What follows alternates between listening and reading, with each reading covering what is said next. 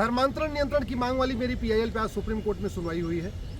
मैंने आज माननीय सुप्रीम कोर्ट से कहा है कि प्रतिदिन 10,000 हिंदुओं का धर्मांतरण हो रहा है। धोखा दे के, लालच दे के, काला जादू, अंधविश्वास, स्कूल में एडमिशन का लालच दे के, हॉस्पिटल में इलाज का लालच दे के, अलग अलग तरीके से कुल मिला के प्रतिदिन 10,000 हिंदुओं का धर्मांतरण हो रहा है। और इस धर्मांतरण के कारण राष्ट्रांतरण हो रहा है। भारत की डेमोग्राफी बदल रही है, भारत के त्योहार बदल रहे हैं, भारत की सोच बदल रही है, भारत में नफरत बढ़ रही है। 9 राज्यों में हिंदू पहले ही खत्म हो चुके हैं।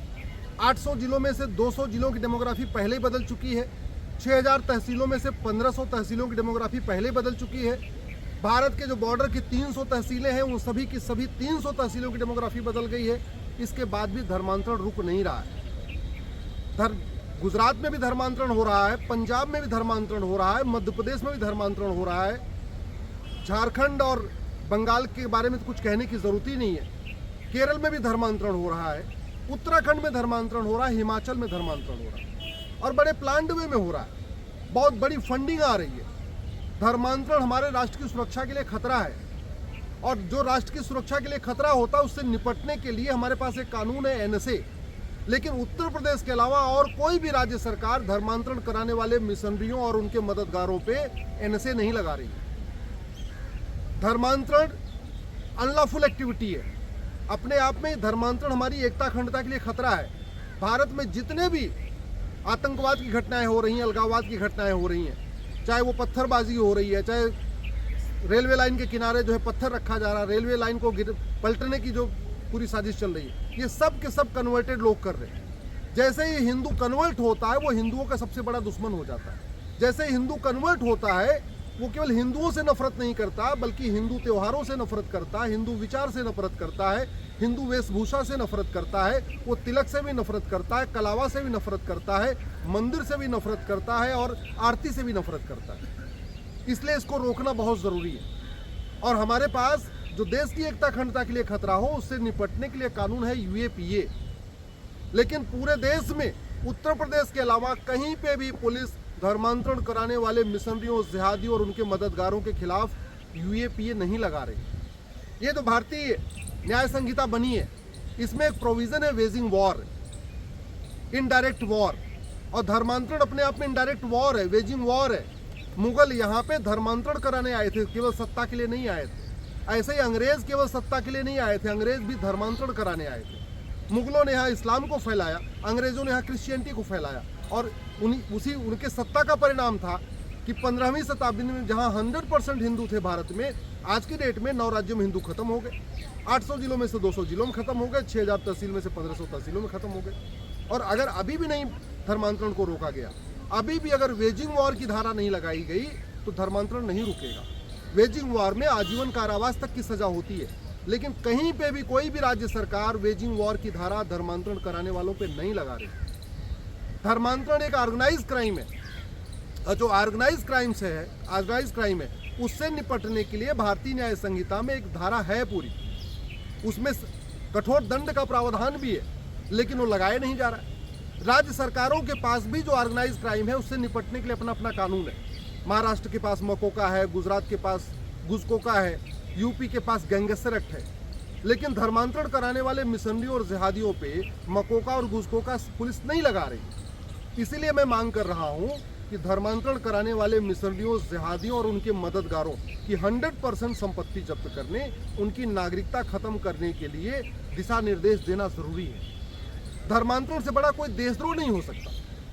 भारत के लोगों को जो वसुधैव कुटुंबकम को मानते हैं, नारी तू नारायणी को मानते हैं, सर्वमंगल मांगल्ये शिवे सर्वार्थ साधिकों को मानते हैं, जो सबका साथ सबका विकास की सोच रखते हैं, भारत के लोग जो जननी जन्मभूमिष्य को मानते हैं, भारत के लोग जो सबको एक समान मानते हैं, पूरी पृथ्वी के सभी लोगों को एक समान मानते हैं, उनको विदेशी पंथ में कन्वर्ट कर देना, ऐसे पंथ में कन्वर्ट करना जो सबको एक समान मानता ही नहीं, ऐसे रिलीजन में कन्वर्ट कर देना जो माता पिता को एक समान नहीं मानता, भाई बहन को एक समान नहीं मानता, महिला पुरुष को एक समान नहीं मानता, ऐसे मजहब में कन्वर्ट कर देना जहां पाक नापाक की सोच है, इससे बड़ा कोई देशद्रोह नहीं हो सकता। और देशद्रोह के लिए भारतीय न्याय संहिता में प्रावधान है, लेकिन पूरे देश में कहीं पे भी पुलिस धर्मांतरण कराने वाले मिशनरियों, जिहादियों और उनके मददगारों के खिलाफ देशद्रोह की धारा नहीं लगा रहे। धर्मांतरण, हमारा संविधान धर्मांतरण को अलाउ नहीं करता। आर्टिकल 25 फ्रीडम ऑफ रिलीजन देता है, फ्रीडम ऑफ कन्वर्जन नहीं देता। लेकिन आर्टिकल 25 की दुहाई देके पूरे देश में धर्मांतरण कराया जा रहा है, और इतना तेज धर्मांतरण कराया जा रहा है कि अब प्रतिदिन 10,000 हिंदुओं का धर्मांतरण हो रहा है। आर्टिकल 25 में साफ साफ लिखा है, freedom of religion subject to public order, health and morality. पहली बात तो धर्म पालन का अधिकार है, धर्मांतरण का नहीं। और धर्म और मजहब में अंतर होता है, रिलीजन, धर्म और रिलीजन में अंतर होता है। जो इसमें फ्रीडम ऑफ रिलीजन दिया है वो सब्जेक्ट टू पब्लिक ऑर्डर दिया है। आप फ्रीडम ऑफ रिलीजन फॉलो कर सकते हैं, लेकिन उससे पब्लिक ऑर्डर डिस्टर्ब नहीं होना चाहिए। धर्मांतरण के कारण पब्लिक ऑर्डर डिस्टर्ब हो रहा है। आप फ्रीडम ऑफ रिलीजन फॉलो कर सकते हैं, आपको रिलीजन की स्वतंत्रता है, लेकिन आप इमोरल काम नहीं कर सकते।